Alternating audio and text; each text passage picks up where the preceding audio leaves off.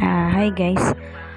Um, Favor po, please follow my Facebook and like my videos, and ilalagay ko po dito yung YouTube channel ko, kasi meron akong ginawang YouTube channel at doon ko po ilalabas or i-share sa inyo yung aking GERD anxiety journey, kung saan nagsimula at kung ano yung mga simptomas ko.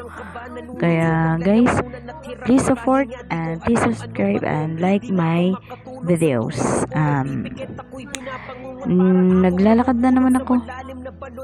Naglalakad na naman ako para malibang yung sarili natin. May mga simptomas din na ako dyan. Meron pa mga simptomas. Yung bigla ang panglalambot o panginginig at pagkahilo.